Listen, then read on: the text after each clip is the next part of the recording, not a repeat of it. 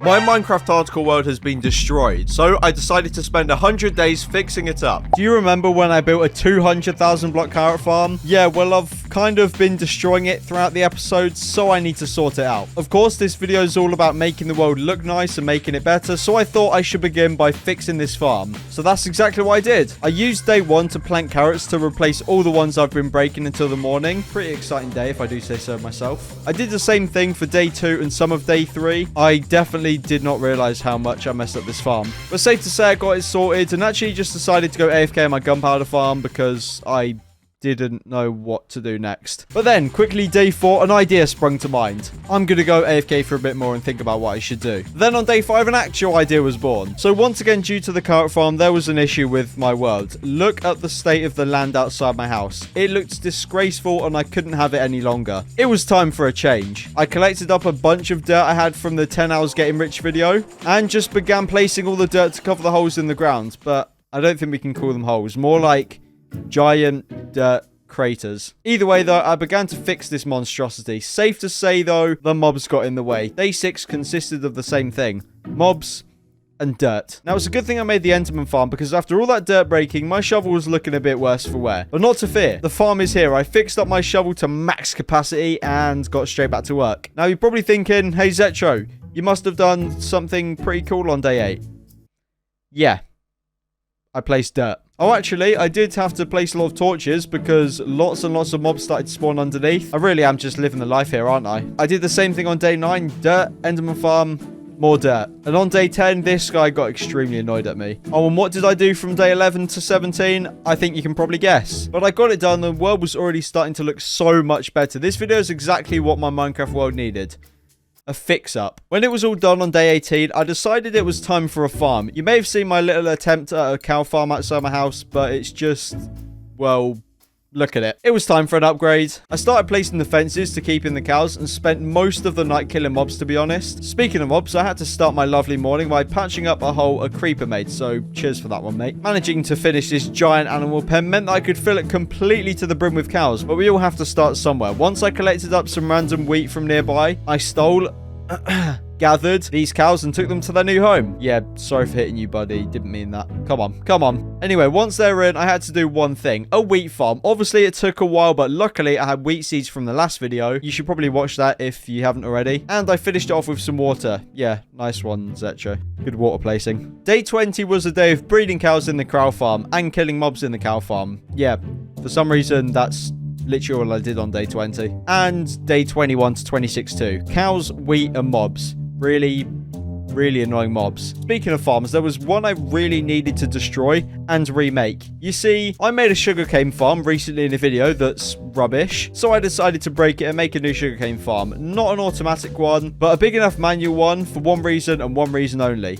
To make cake. Nah, I'm joking. I needed fireworks. I had the gunpowder, of course, but no paper. I made this farm actually next to the gunpowder farm. I managed to finish it on day 28, and for the rest of that day, but also day 29 and 30, I went AFK in the gunpowder farm. This meant I'd get everything I needed for unlimited fireworks to power my elytra for the rest of the video. Gunpowder and sugarcane for paper. Finally, I was able to make a bunch of fireworks. Once that was done, I destroyed the ugly dirt tower going up to the gunpowder farm AFK spot. And speaking of destroying ugly things, these villagers, they had to go, bruv. Once I got rid of each house one by one, I actually started to get rid of these ugly paths that the villagers made. They were disgusting. We had to make room for some new ones. And while it did take me up all the way to day 34, it was worth it. And the world was starting to look so much better. But I wasn't done there. Now that all of that was done, I could go back to concentrating on placing all of that dirt to flatten out the area that was destroyed from this giant carrot farm. This took up my whole day 35, and on day 36, not only did I have to place dirt, but collect it, as I was running out quickly. I managed to finish the last little bit, finally, on day 37. So now that this was out the way, I had so much room to work with, and I knew what to do first. Make paths. Well, I actually spent the rest of day 37 destroying the old cow pen and cleaning up the area next to my house, but then it was time to make paths. I decided to go with some more classic materials that would be perfect for a path and would be fairly easy to get. Not the easiest, but easy enough to fit into this 100 days. I had paths go from the cow pen, my house, the villagers area, and even the creeper farm, or creeper / sugarcane farm. It just made the world look so much more organized, and I loved it. Now, whenever I built something of significance in my world, I could build a path going towards it, and it would be rooted in the world forever. Safe to say, waiting for the stone to smelt was quite annoying, but by the time it was done, it was so worth it. I thought I had a lot more cobble, but apparently not. Of course, that didn't stop me. I actually had to make another path too. Not to an already existing place, but to an imaginary place far, far away.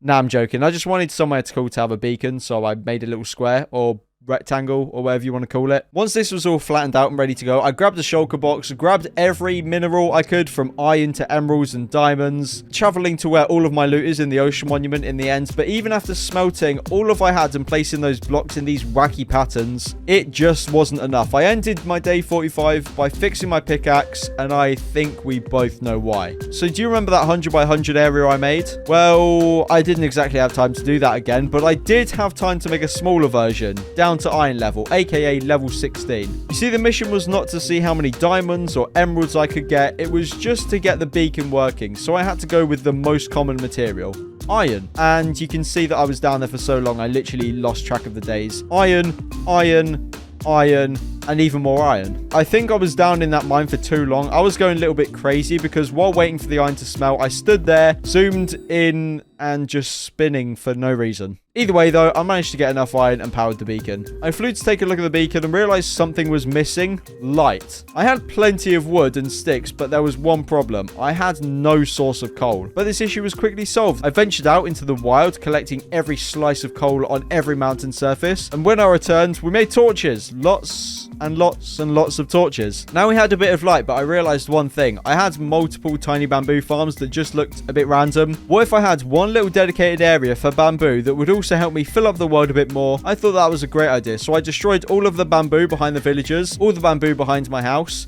I don't know why I always built bamboo behind things like it was a decoration. Anyway, I made a rectangle area to put the bamboo, made it look neat rather than just randomly placed it, and I had a mini bamboo farm, and I could expand it whenever I needed to, or I could just make a giant automatic one again that takes me a month to do, but this will do for now. Now, this is all well and good, but did you notice something about the beacon? Maybe the fact that it wasn't technically a beacon yet? It was time to change that. I headed to the nether, searched around for the nether fortresses, and bingo! It was time to get some wither heads.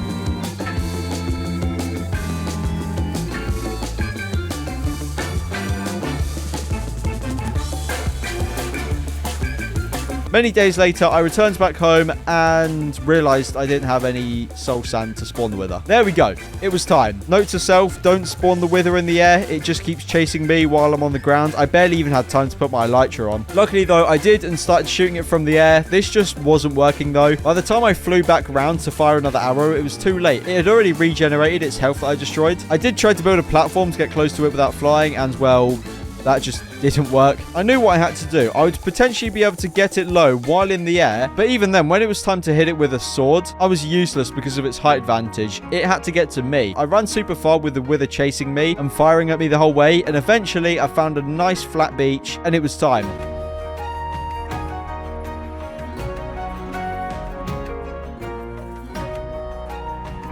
Almost there. And there we go. I finally had what I needed, the nether star. It was time to return home, but I wasn't done yet. You see, earlier on, I needed golden apples, meaning I had to rob from my own beacon. I wanted to be careful when fighting the wither, alright? Anyway, I went to the nether to get a bunch of gold to replace what I took from the beacon, and it was completed. What an achievement. Not quite a full netherite one, but this would do for now. Bring home the bacon.